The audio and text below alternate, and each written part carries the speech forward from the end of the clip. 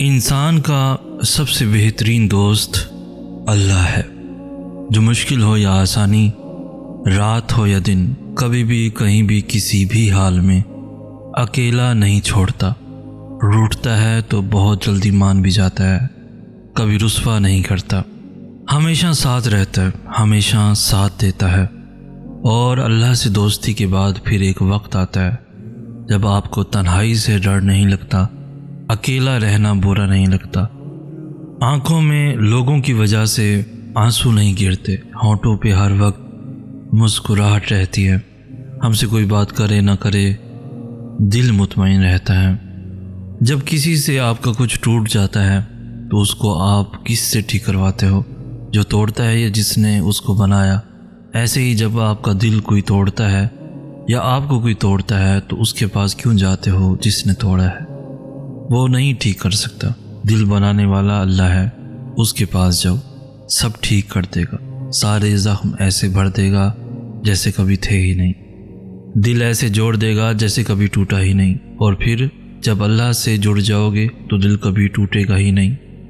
مشکل حالات میں اگر ہمت ہار کر مایوس ہو جاؤ گے تو پھر اللہ تمہیں تمہارے حال پر چھوڑ دے گا، لیکن مشکل حالات میں اگر اللہ کی حکمت پر یقین رکھ کر صبر کرو گے، دعا مانگو گے تو وہ رحمان اپنی رحمت سے تمہیں تھام لے گا، سمیٹ دے گا، پھر جلد ہی تمہارے سارے شکوے اور پریشانیاں شکر میں بدل جائیں گے، کیونکہ جب وہ تھام لیتا ہے تو کوئی گرا نہیں سکتا، اور جب وہ سمیٹ دیتا ہے تو کوئی بکھیر نہیں سکتا۔ کبھی کبھی اللہ تعالیٰ ایسی خواہشات میں ہمارا دل لگا دیتا ہے جنہیں ملنا ہمارے نصیب میں لکھا نہیں ہوتا۔ کیوں؟ جب نصیب میں نہیں ہوتا تو دل کیوں ایسی خواہش میں لگاتا ہے؟ کیوں اس چیز کو ہم سے اتنے فاصلے پہ رکھ دیتا ہے کہ جتنا اسے پانے کی دعائیں کرتے ہیں وہ اتنی ہی دور لگتی محسوس ہوتی ہیں؟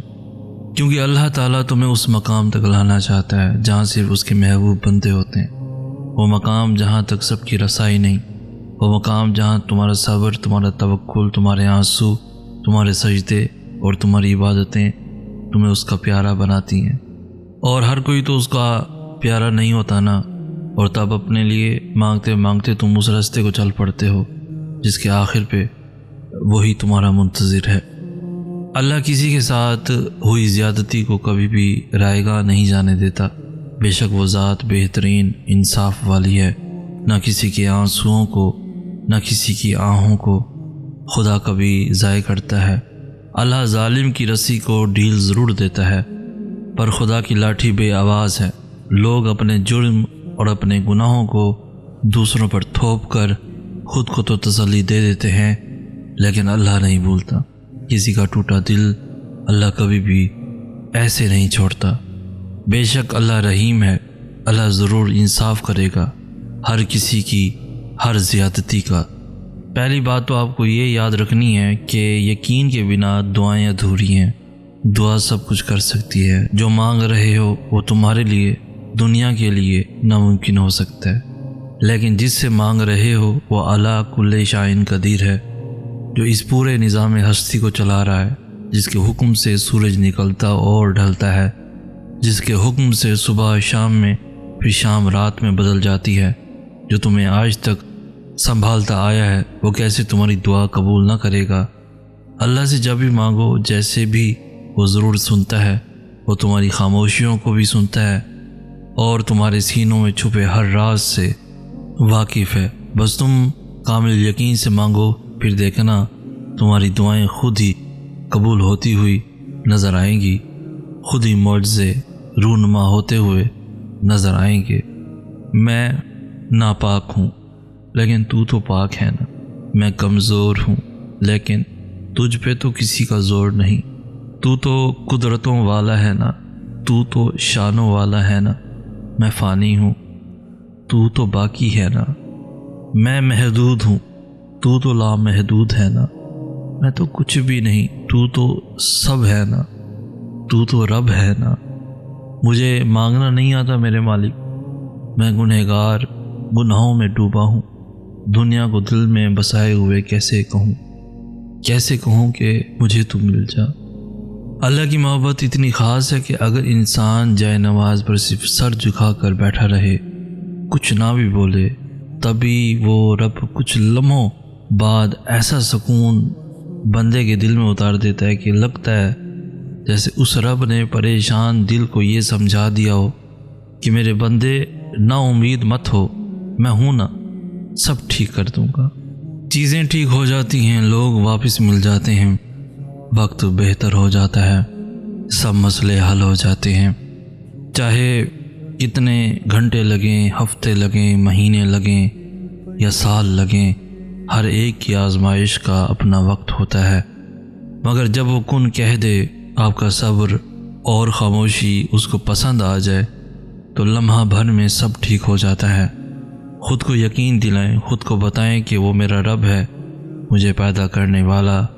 ساری دنیا مجھے چھوڑ جائے، ساری دنیا کے لوگ مجھے غلط کہہ دیں، مگر میرا رب کبھی مجھے نہیں چھوڑے گا، وہ کبھی مجھے غلط نہیں کہے گا، وہ ہر لمحہ ہر سانس میرے لیے موجود ہے۔